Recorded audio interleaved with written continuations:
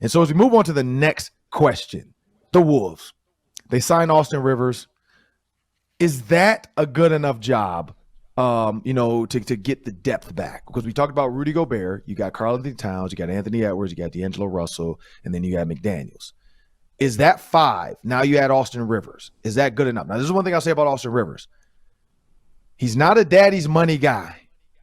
But it's one of those things where it's like, is Austin Rivers in the league because of daddy? Probably. Like, I don't know if Austin Rivers, if his name was like Timmy Smith, if he's going to be in the league this long. Like, I think they're giving him credit to sit on some benches and come in and play some key minutes. But this is one thing I will say. He doesn't take crap. Like, he is willing to get pissed off and do some things and be like a little pest. Not Patrick Beverley-like, more Chico DeBarge, but he can be a pest. He's the guy that, like, is just like, is he really, like, why? What is he doing? Why is he in my way? And so maybe, like, Austin Rivers does serve as give you minutes, as a shooting guard. He can come in as a point guard as well. I just don't know if he's that true piece, if, dad really helped him out and kept him in the league, or is he that guy? Like, is he that guy? He was that guy in college. We know that. But is he that guy? Can he help out the Wolves? Maybe he can. I do think they need one more, like, solid, like, long stretch guy, like a Kevin Durant. They can't get him, but I think they need that guy next. I think they need a long body to be able to come in, and we know Jaden McDaniels can probably guard Kevin Durant a little bit, but that's the guys I'm thinking about. Who's going to guard that type of guy? Can Rudy Gobert guard Chet Holmgren? Probably.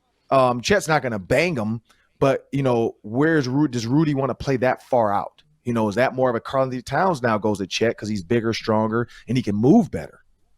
That's my thought there. What do you guys think about the Austin Rivers addition? Yeah, so number one, I think of Austin Rivers and I think of, like, 2011 Duke UNC. I think of his last second shot to win that game, and I think about how that really was the high point for Austin Rivers. I mean, it's been 10 years in the NBA, and my head is spinning looking at his NBA reference page because he's been traded so many times. He's played for so many teams. It's hard to keep track of where he's been and what he's done, but he is a role player.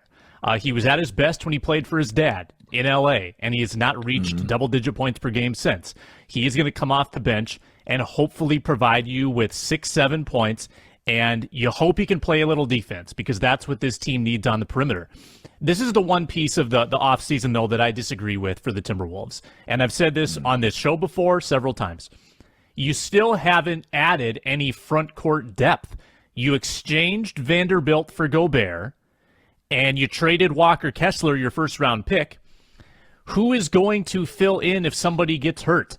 If karl-anthony Towns misses 20 games, I mean, who's your 4, right? Are you going to go small plus Gobert? Are you just going to go small all the way around the perimeter and have one big guy? I mean, I know Naz Reid exists too, so he's your one, like, piece off the bench who can come in and be big. I think they need another big man, and maybe there's still time to do that. But they've signed now Kyle Anderson, Bryn Forbes, Austin Rivers. None of those guys are going to bang in the paint. I mean, you got to have, I think, one more big body, and maybe it's a veteran minimum contract. Maybe they find someone off the street in August or September. But I don't love the front court depth, even though they've obviously upgraded with Gobert. The number of bodies they have at that position is still pretty low, and that was a problem they had last year. Yeah, not going to lie. You guys know I'm not the NBA expert like you two, but when I saw this trade go down, first thing I thought was, oh my God, that is a lot of depth that just poof, disappeared. It worried me quite a bit at first, but they still got Naz Reid, McLaughlin, Prince. I love the Kyle Anderson signing as that new crafty vet, and I think they may have something in Wendell Moore and Josh Minot, which should tell you something. And now you add Austin Rivers into the mix. All in all, what felt like a major concern for me now feels like something where you've got enough pieces you can manage and play around with, especially at the end of the day, you have that starting 5 and those 3 superstars. I think they'll be just fine. I really do. If they do falter, I don't think we'll be sitting here saying it was because of the depth. Yeah, and I forgot, you brought up a good point. I forgot about Wendell Moore Jr. I do like him. I love him. Like, I love his game. I love his grit. he has that Dookie in him. You know, he has that Duke, like, I could be a jerk sometimes if I have to be. I can be a menace when I need to be. So I do like that part of his game. Where again, today's NBA, and I truly believe this.